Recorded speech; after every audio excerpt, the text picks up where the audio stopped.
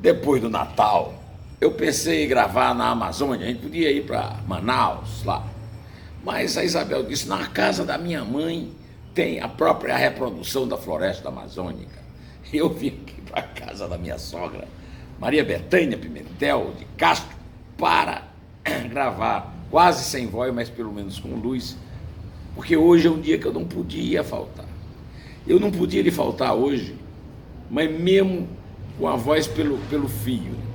Pelo seguinte, eu acabo de ler no meu Twitter, um tal de Andreoli pôs uma mensagem dizendo o seguinte, que no tempo da ditadura militar, o Lula estava no DOPS e o Tuma permitiu que ele fosse ao enterro de sua mãezinha. Agora, na ditadura dos togados, o juiz impediu que o Lula fosse ao enterro do seu amigo Sigmaringa Seixas. Rapaz, esse pessoal não se emenda. Será que esse idiota não percebe a diferença que existe entre uma mãe e um amigo? Mãe é mãe, vaca é vaca, dizem na minha terra, o débil. Bom, ainda bem que caiu um monte de gente esculhambando ele. Agora eu quero lembrar só outra coisa. No regime militar, o Lula era agente do Tuma, agente, informante, era o Barba. O Tuminha, filho do Tuma, escreveu isso no livro Assassinatos de Reputações.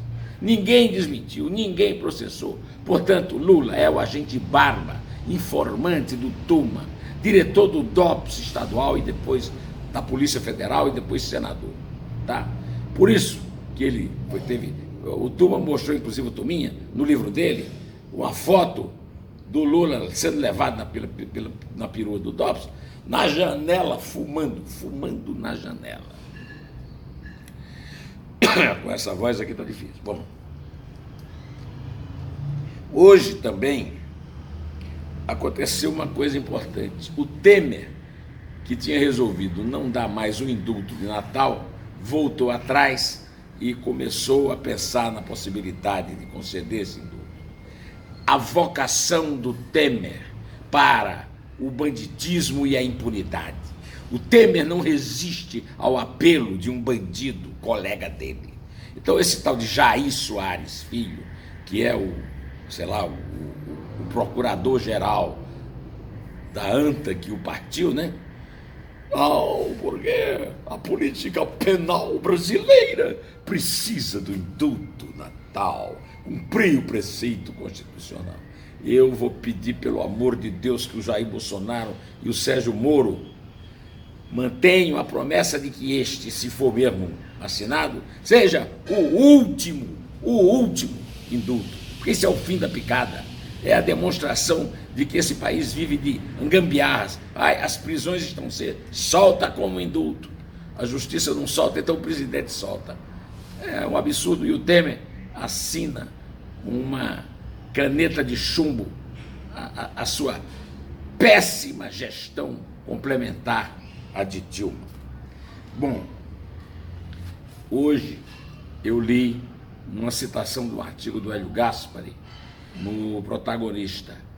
A citação do artigo do Hélio é um artigo muito lúcido, em que ele diz que essa tentativa de adiar, agora segundo o Lauro Jardim, está marcada para mais 2 dias, e o Ministério Público Federal vai estudar medidas, porque vai saber qual é a desculpa que o Fabrício Queiroz, o sargento PM do Rio, vai dar para não comparecer, para explicar aquela movimentação atípica de dinheiro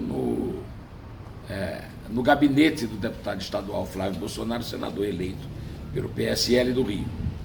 E seja qual for a desculpa, nós sabemos que é desculpa.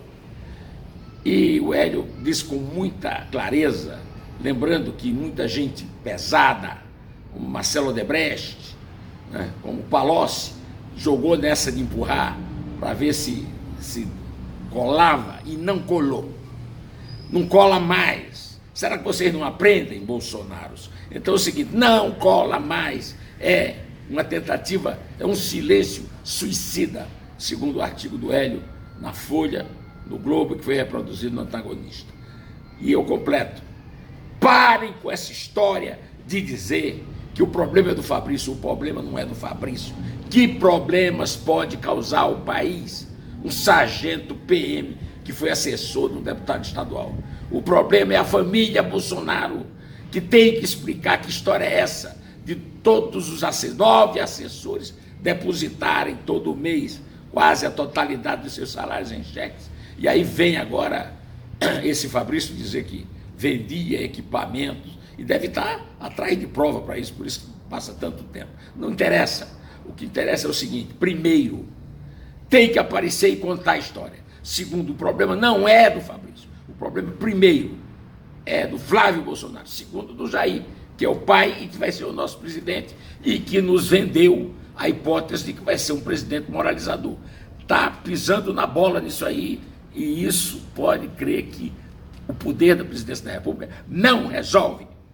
Bom, mas eu vou falar do artigo do Hélio Gaspari, vou ter que falar do outro, né? Vou ter que falar do meu. Você é testemunha de que recentemente eu falei, antes de falar do meu, ontem foi preso em Santo André o vereador Klinger de Souza Oliveira. Klinger de Souza Oliveira é personagem central, o verdadeiro protagonista do assassinato de Celso Daniel em 2002, janeiro de 2002. Esse assassinato já foi resolvido pela Justiça com um belo trabalho do Ministério Público Estadual de São Paulo, apesar do boicote da Polícia de São Paulo, determinado pelos tucanos que passaram pelo governo, a começar de Geraldo Alckmin. A PM, aliás, a Polícia Civil de São Paulo boicotou e comprou a versão safada do PT de que foi um crime comum. Não foi um crime comum. O principal envolvido nesse crime, que é tido como mandante, que entregou o Celso Daniel aos seus sequestradores, o Sérgio Gomes da Silva, morreu de morte natural depois de receber um habeas corpus criminoso dado pelo senhor Ricardo Lewandowski na presidência do Supremo. Naquele famoso enfrentamento que eu tive com o Marco Aurélio no Roda Viva, eu me referi a isso. Quando eu perguntei quem era o presidente do Supremo quando o Celso Daniel foi assassinado, e ele disse: Augusto Nunes da Silva, o José Neumann de Pinto quer que eu seja historiador do Supremo. Eu disse: não tenho obrigação de saber. Eu disse: não tem, só que o presidente era o senhor, né? O senhor era o presidente. Depois dele, o Sérgio Gomes da Silva, mandante do crime, ponto de ligação entre a máfia que mandou matar o Celso Daniel, o PT e o Celso Daniel, enfrentou um habeas corpus que, a pedido de Lula, foi engavetado pelo então presidente do Supremo, o senhor Nelson Jobim, tido e havido como grande pacificador brasileiro, aquele que une todos os grupos, né? Olha como é que ele uniu. Depois dele passaram a Ellen Grace, o Gilmar Mendes, o César Peluso, o Carlos Aires Brito, o Ricardo, o Joaquim Barbosa, o Ricardo Lewandowski. E aí o habeas corpus foi tirado da gaveta e concedido pelo Lewandowski, aproveitando o fato de que o Sérgio estava morrendo. Logo em seguida o Sérgio morreu, e para acabar, porque no processo judicial os assassinos tinham sido localizados, investigados, estavam presos e cumprindo pena, e aí o processo morreu, teve que ser interrompido. Pois agora a Operação Lava Jato, com aquele poder de ressuscitar as coisas, encontrou em situação irregular nas ruas de Santo André o segundo personagem, aliás, o personagem de origem, que o Klinger era um militante lá de Natal, do PT, era assessor do Davi Capistrano na Prefeitura de Santos, e foi quem salvou a primeira vitória municipal do Celso Daniel, se tornando, como arrumou todo o dinheiro da máfia, para financiar a campanha dele, se tornando secretário de obras e de transportes, uma espécie de super secretário. Estava se preparando para ser o candidato do PT a ser o deputado federal mais votado, quando o Zé Disseu e o professor Luizinho, que tinham colégios eleitorais em Santo André, afastaram, e aí, nesse ínterim, aparece o Celso Daniel Murto. Pois o Klinger é um personagem central dessa história, estava desaparecido, foragido, e foi preso ontem em Santo André pela Polícia Federal, porque estava dirigindo um automóvel irregular nas ruas de Santo André. Eu quero lembrar que essa história está no meu livro Que Sei de Lula, que foi lançado em 2011, e que até hoje está atual, com a prisão do Klinger. Mas agora sim vamos falar do meu artigo. Eu falei aqui com vocês a respeito da história verdadeira do Marco Aurélio Melo, que é filho de Plínio Farias de Melo, Plínio Afonso Farias de Melo, que era o ilustríssimo figura máxima da categoria dos representantes comerciais. Tem até estátua e tudo.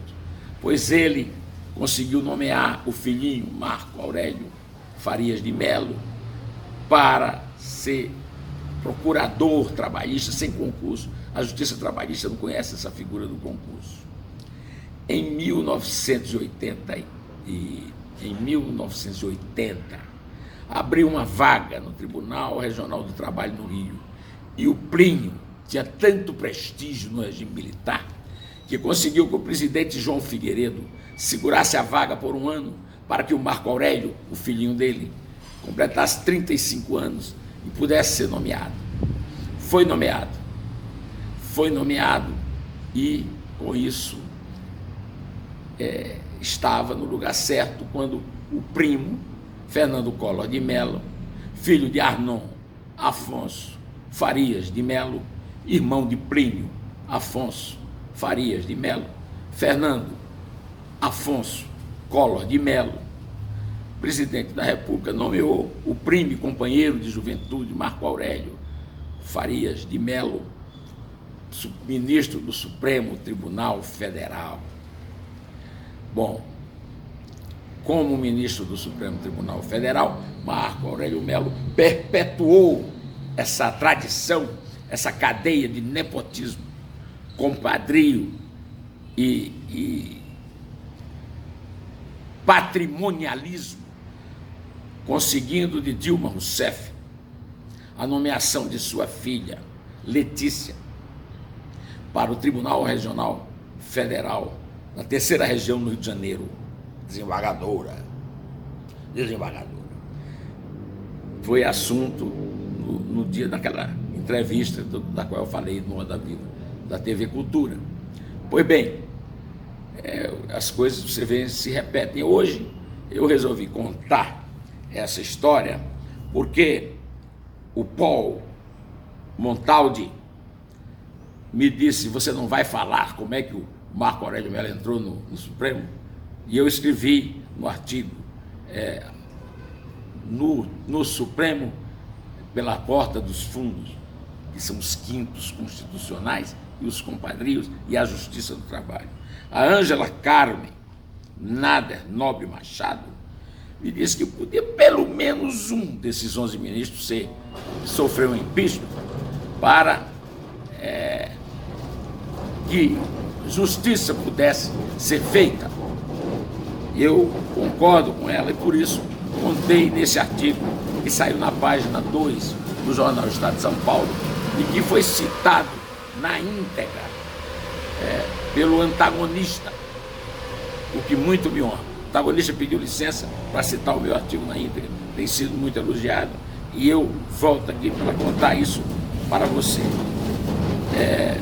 Eu quero, ainda no que resta de voz, agradecer a você pela paciência de me escutar com essa rouquidão adquirida na véspera de Natal. tomando muito uísque com gelo, essa que é a verdade. E aqui estou eu para dizer a você que se você gostar desse vídeo, você dá um like, depois você se inscreve no meu canal, você dá um toquezinho lá no sininho e aí vai ser avisado sempre que eu gravar os próximos. Eu, apesar de ter saído meu artigo aí no Estadão, eu continuo de férias, e então eu não posso mais ser localizado na Rádio Eldorado, no Estadão AI5.